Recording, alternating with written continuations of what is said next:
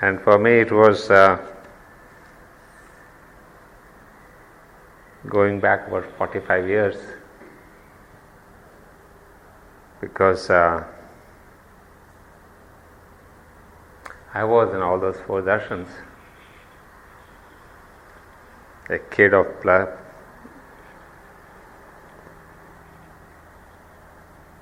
but as I told you often, we knew that it is Mahalakshmi darshan today or Mahakali, but for us there was no difference. Obviously, we were seeing the same mother. We may give significance, symbolism, explanation, but for the child, what was important was the mother.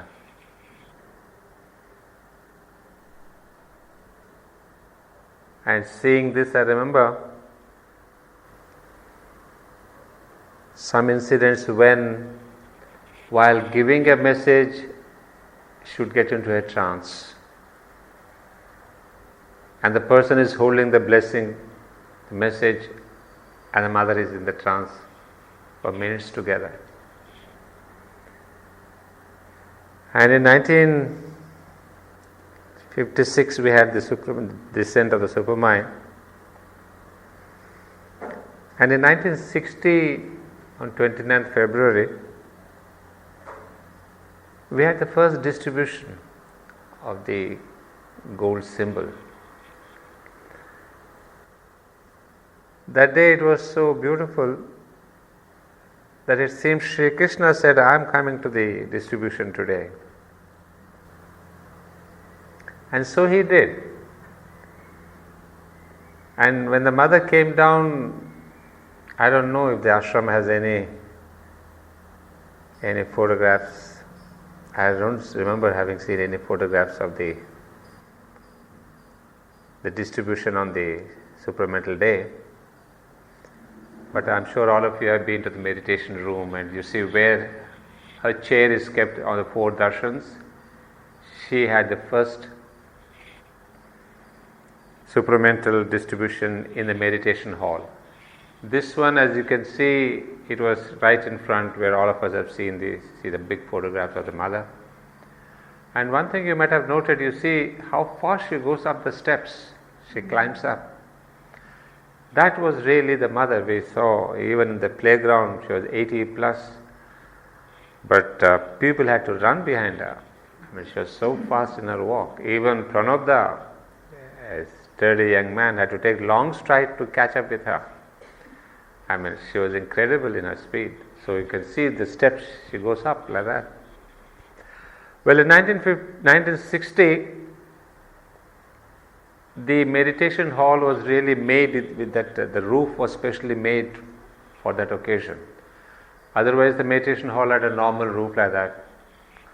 But at that time, because it was a special day, the whole meditation hall had this covering of the steel sheets, and which is there till now. And on that day, it seems Sri Krishna said, I am coming for the darshan and I will distribute today. And the mother says that, yes, when she came down, she sees him sitting on the chair. And she had to go and occupy the same seat. And the significance of that is, there was a time fixed till 5 o'clock or 4 o'clock, I don't remember exactly.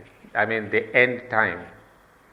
So it was announced that by 5 o'clock the distribution would be over. Well, of course, all of us went on time and we had our symbol, gold symbol, which was again specially designed by the mother. That was the supramental symbol with 12 rays coming out. And sharp at 5, she stopped the distribution. And I know a colleague of mine who went a couple of minutes late, where she refused to give the symbols. Not only that, we come to know from Dimanbai and others that the remaining symbols, she got them melted. She did not keep any extra symbol of the day. But that day it was Sri Krishna himself who was distributing in the mother's hands. So it was so very special that after that time she didn't allow anyone to take the message, the symbols, nor if somebody can take from her room and give a distribution. So she got them melted and it was over once for all. And unfortunately we don't have any photograph or any movie of that place. But whenever we go for the puja days and we see the mother's chair there, we remember her more for the supramental day, because these 4 darshans were actually in front of the staircase where you see the big photo. They were not in the meditation hall. So for me it is going back in memory and did she have a watch? How did she know it was exactly 5 o'clock? well, there are people, Dimanbai, Champaklal, they are there. She had told them that 5 o'clock will stop. It's not that she is looking at her watch, but she must have told them to tell me when the time comes. So that was very significant. And of course, on the Kali Puja day, or we have seen even in the agenda, you have lots of things and things narrated to Mona Sarkar, printed in the book The Supreme. When Durga herself comes on that day and she distributes the messages, because it's Durga Puja, Mahakali day. And many a person have seen on the Durga Puja day really Mahakali sitting there instead of the mother. And I've seen, I was in Calcutta a couple of weeks back, as you know, I didn't take the class. Well, there every Bengali is steeped in the consciousness of Kali, Durga, Kalima. And I was there exactly during this period of the pujas. There was the Durga Puja, then there's the Kali Puja. I was there 2 days before Kali Puja. And then in Chandanagar there's something called the Jagadatri Puja, the Universal Mother. I mean, this is the period of the Mother. There's plenty of celebration that take place. So I used to ask myself the question, why did the Mother follow those 4 puja days? Was it to satisfy the Bengali sentiment, or was there a truth in that? Well, we know these are the 4 aspects of the Mother. So it is not that she wanted to follow the old religious style of the 4 deities, but as these are her own aspects, she obviously came out to give special darshans. And the darshan, as all of you know, were more occasions to get her special blessings. And I still remember there was a large group of devotees from Orissa who had come in the month of December. And normally in December there are no special darshans. But because these disciples said, Mother, we have come to have your darshan, and we had almost a trainload of people. And Mother was so very considerate, she said, yes, I'll give you a special darshan. So she came on the terrace only because the devotees had requested her. So what I want to tell you is, she was not that religious sentiment, it is more the call of the devotee. So she had maybe on the 17th or 18th of December that year, I forget, maybe 61. So ultimately I thought, she came to give darshans first of all to manifest that spirit, that deity on that day. And also it was an occasion for all of us to go and see her close, personally. And you must have noted some of them doing pranams at her feet. And I'm sure you have seen there's one lady who did a beautiful pranam and the Mother touched her head. Well, that's what I remember whenever I describe to you about the mother's blessings. That's the one. Well, that's what I wanted to present to you, and I think I must thank my friend Miresh for helping me out with this, and also Kadir, who was the technical experts there. Because to present the four aspects instead of reading out and showing you the slides, I think this was a better way to bring the live pictures of the mother and the four aspects. And I have little time. I would like to tell a couple of more things about these four aspects. Now,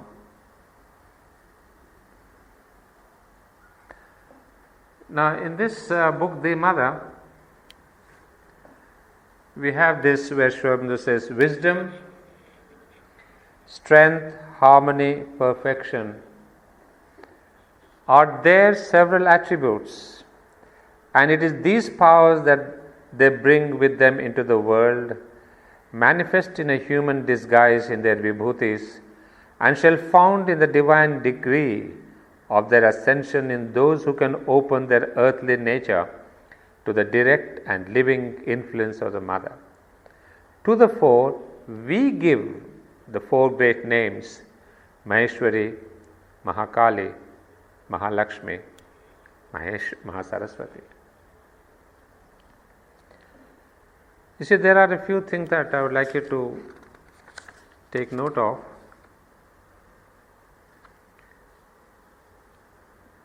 Because I have been really thinking seriously, what is is there at all a difference between the four aspects and the 12 attributes? Or what does it mean? I mean, really, when we say the four aspects, and we have discussed about the 12 aspects, which we will take up in our next class. But here we have a word, if you see, wisdom, strength, harmony, perfection are there several attributes. So the Sri Aurobindo uses the same word attributes even to these four powers or the four personalities. Because initially I was thinking that these four powers and personalities are different from the 12 aspects or the 12 attributes or the 12 qualities. But then when we find the same word, Sri Aurobindo using the same word, several attributes. So actually we see now 16 attributes of the Mother, not just 4, not just 12. The 12 plus 4. And of course you must have heard the Mother telling us that there are other personalities which are difficult to be brought down, and among which is the aspect or the personality of Ananda. So we should not limit the Mother's attributes or personalities to these 4 or the 12. So in my count there are 17 now. And yet I wanted to see what is the difference, where is the difference between the 4? Why does Sri Aurobindo give those 4 the special place and then circles that with the 12? So one thing gets clear, that these 4 are also attributes, and then yes, this is the thing we have here.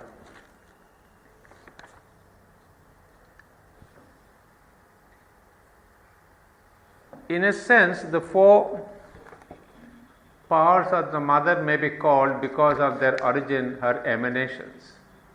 Just as the gods may be called emanations of the divine, but they have a more permanent and fixed character, they are at once independent beings allowed their Adya Shakti, and yet portions of the Mother, the Mahashakti, and she can always either manifest through them as separate beings or draw them together as her own various personalities and hold in herself, sometimes kept back, sometimes at play, according to her will.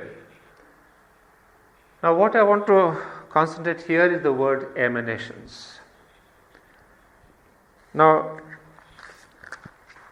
these aspects, the 12 and beginning with the 4, Sri Aurobindo calls them emanations, and in another quote, another place in the same book, the volume number 25, he says, but the four, Maheshwari, Mahakali, Mahalakshmi, Mahasaraswati, of whom you speak are also Shaktis. Now this is an important word. Shakti, emanation, manifestations of different powers of the Supreme Consciousness and Force, the Divine Mother, by which she rules or acts in the universe. Now, this is where we take a halt.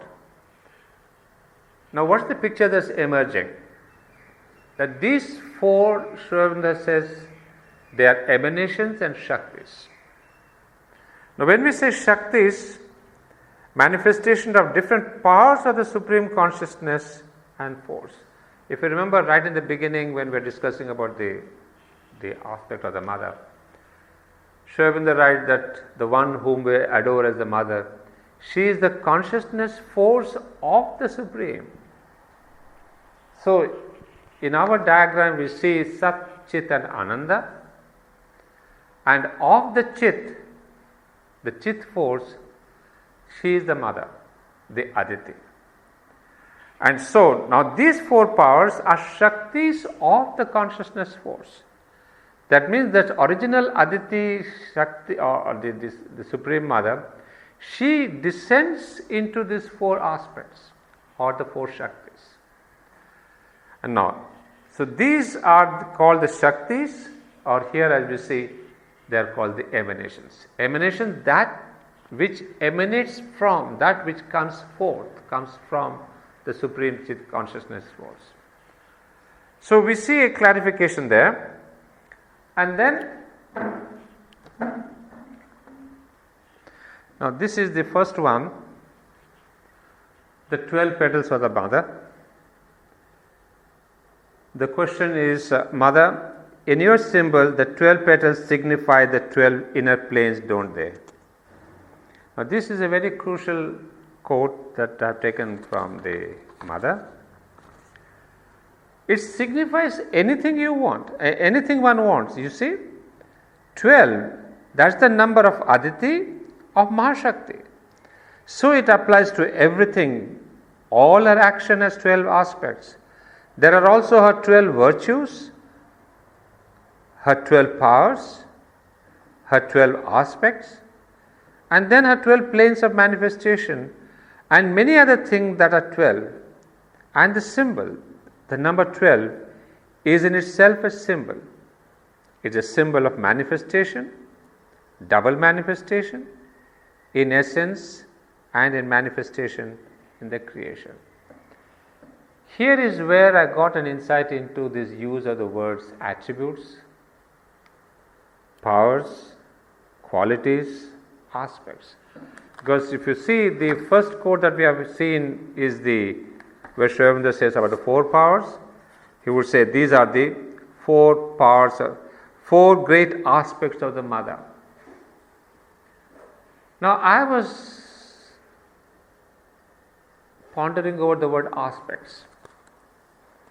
So when I said these are the four Shaktis, the four aspects, the four emanations. But in this quote we see the Mother using the same word, 12 aspects, 12 powers, 12 virtues, 12 planes. So they can all be, they're all interrelated and they can be exchanged. You can say the word virtue or aspect or powers, it doesn't matter. So then I got to thinking that these four powers which are aspects, we have the 12 powers also as aspects. They are also qualities, they are also attributes. So actually there is no distinction between the 4 and the 12, and yet my question remains, why is it that they are centrally placed? We will come to that. So we will see here, it is a symbol of manifestation. Of course, then it's the important thing is we get the symbolism of number 12.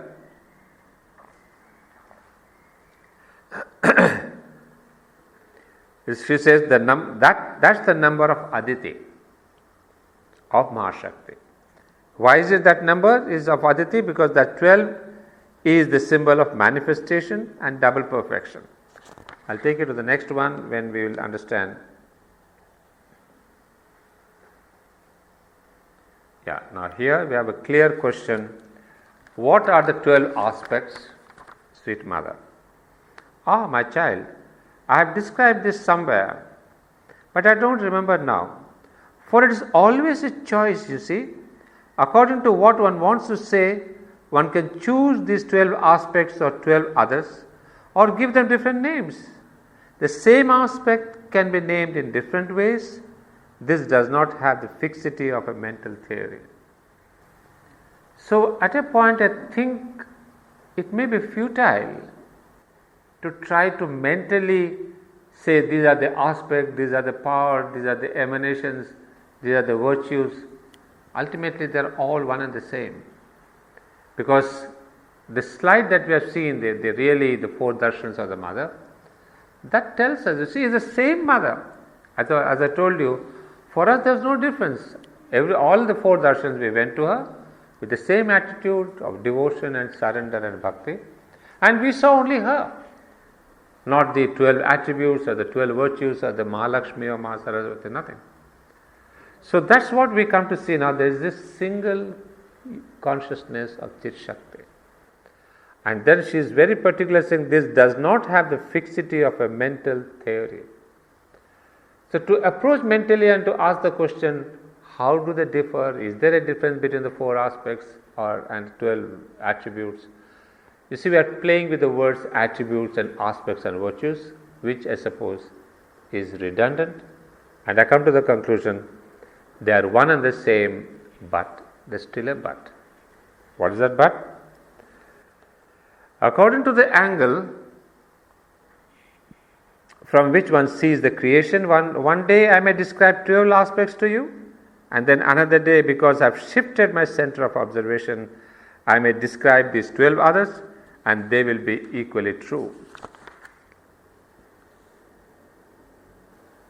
Now this is the answer that I was looking for. Yeah. The 12 qualities, there is something else still, that too is noted somewhere. In order that the world may continue, it must realize a perfect equilibrium of all its elements by means of these 12 qualities, all present there. And then it will be a world which, whilst progressing indefinitely, will constantly be in harmony and hence will not be open to destruction. Now this is, somebody has asked the question about the destruction of the world. The mother says no, it will not be destroyed, but of course there is a process of evolution.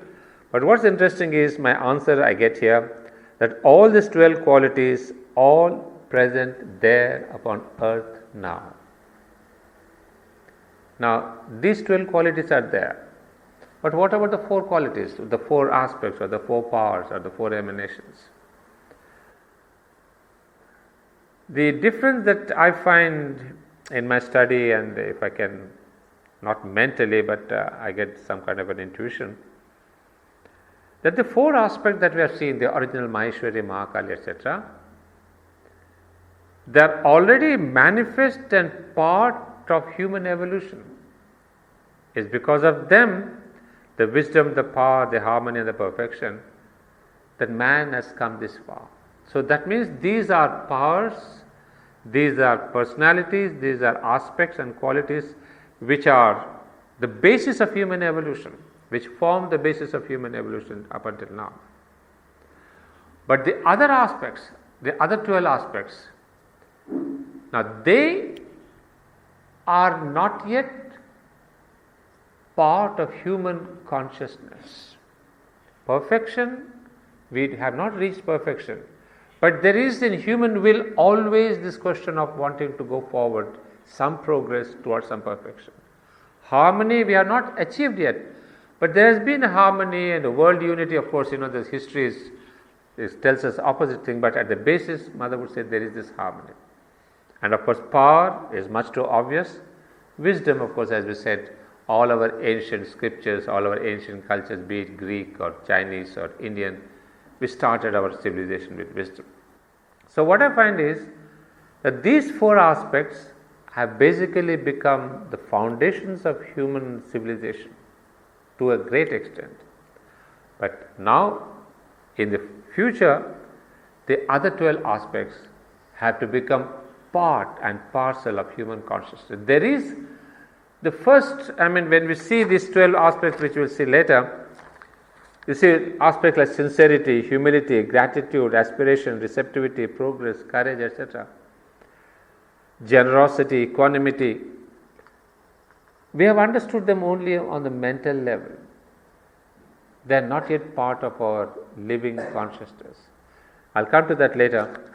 But that's where I have a little bit of a difference between the 4 and the 12. Although they are all the same 16 plus 1, 17 personalities of the mother, 4 have come in the forefront of manifestation. The other 12 plus 1, 13 are at the backdrop. They are influencing, but they are not part of our human consciousness, and because of which we have all the corruption, all the violence, nobody is able to do sadhana, we have no perseverance, no gratitude. I'll tell you what it means, gratitude, etc. So we'll discuss that. But before going to the next slide here, of course, which I will do in our next class, next class should be here. Whoever is in charge, Linda, will have one more class here. But I would like to tell you something for the day, because some of you may have received an email for this 12 aspects or the 12 attributes, saying that why not we have one attribute we concentrate, focus on one of them every day for the next 12 days starting from today. So very interestingly, of course, the first one, as we know, is sincerity.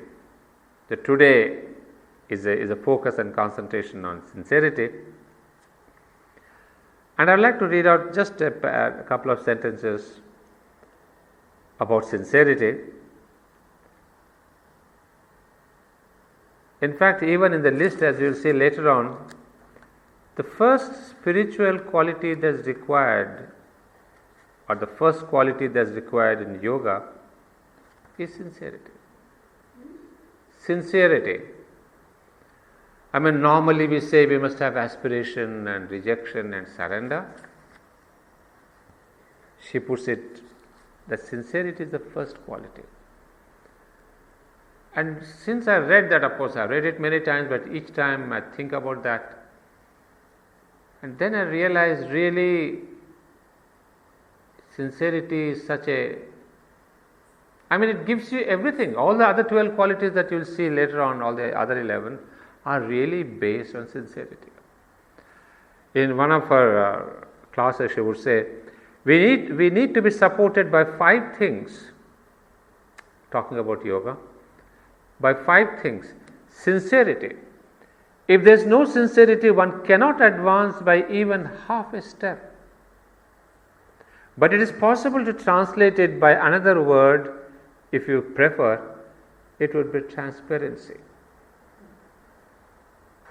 The second, it is to have faith, or another word which is more limited but it is much more important, is if your faith is not made up of a complete trust in the divine will, you may have very easily remained under the impression, etc. So, second one is faith and will. Third one, the sense of gratitude. The sense of gratitude that the divine exists, that feeling of marvelous thankfulness that truly fills you with the sublime joy of the fact that the divine exists, that there is something in the universe that is the divine, that it is not just the monstrosity that we see, that there is the divine exists. The heart is filled with so intense, so marvelous joy that such a gratitude of all things has a most delightful taste. Well, that is the fourth one. The fifth and last thing is the question of perseverance and endurance. So we have sincerity first, faith, and we have this sense of gratitude, Next is perseverance and endurance. Fourth one is the aspiration and courage. Aspiration she equates it with courage. So aspiration and courage. The last one, the fifth one, is perseverance and endurance. These are the qualities required for doing sadhana. So obviously when we see in this list of the 12 attributes, the first thing that comes up is sincerity. So I suppose that's what, it's not that we have to focus it for the day, but I read it out because that is the most fundamental thing in yoga. Sincerity. Sincerity is a safeguard, is the key that opens the other doors of spirituality. Well, I think we'll stop at this because once I take up this, there's a lot more to say, because I get something new understanding about these qualities, and I would like to share with you all in our next class. So we have covered more or less the central circle, the 4 aspects of the mother, just getting into the 12 aspects, and I've clarified what's the difference between the 4 and the 12. No, precisely I didn't have the previous quotation, the question, where this sadhak asks if the world will be destroyed. She says no, there will be a kind of a growing harmony with all these aspects, but ultimately she says it will not be destroyed. And also this is the 6th creation, which is supposed to be a creation that will not be destroyed. So it will be going towards, but it will not be that pralaya, that means destruction and recreation. It is imperfection towards greater perfection, but it will be there for good. The world will not be destroyed. But she doesn't say that there will not be a partial destruction necessarily. No, those she will bring in another. I think I read it out in the class. Yeah, there will be a kind of a destruction of that which does not fit into the future. But it's not like the old pralaya where everything was destroyed, the good and the bad. But now only the bad will be destroyed, including religions, including human beings, including cultures. Nothing matters now. What can cross the border into the future, that will remain. The rest of the human beings, cultures, religions, everything will be put in the dustbin of time. So that will be what she says. You said 6th creation? Seventh. This is the 7th. Seventh, we have had this concept of the, not only she described this when she was talking about Théon, Monsieur Théon in Algeria, that he too had talked to the mother about this 6 times destruction and the 7th is the recreation. That is, we have this Noah's Ark, and every civilization has this concept that the world universe was destroyed once, and so the story symbolized by Noah's Ark, and we have in Indian mythology other stories, they all tell us that the world was destroyed previously many a time, but it was recreated right from the beginning. But the advantage, or at least one plus point, is each time it was not recreated from point 0. It was created from where it was left off. That means all the gains of the previous creation were taken as a starting point and it was recreated. So that is the only kind of advantage we see. That is not a going back to nothingness. It was there with the 6th one, the gains have come into the 7th one. Okay, I think we will stop for the day. We'll have concentration.